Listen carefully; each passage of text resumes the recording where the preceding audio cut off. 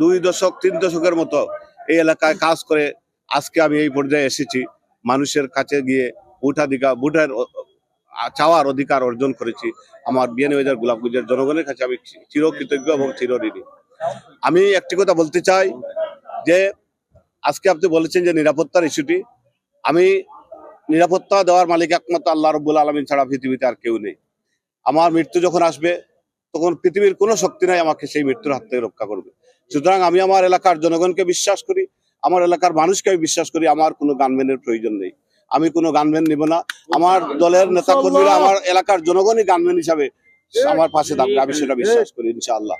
সুতরাং আমি আমার এলাকার জনগণের আমাকে যে মায়া করেছেন, যে স্নেহ বন্ধনে আবদ্ধ করেছেন, তারা যে ভালোবাসা দেখিয়েছেন, এটুকু আমি আমার জীবনের শেষ রক্তবৃদ্ধি হলো আমার এলাকার জনগণের সর্বশক্তি দিয়ে আমি আমার পাশে থাকবো ইনশাআল্লাহ, সেটুকু আমি চাই।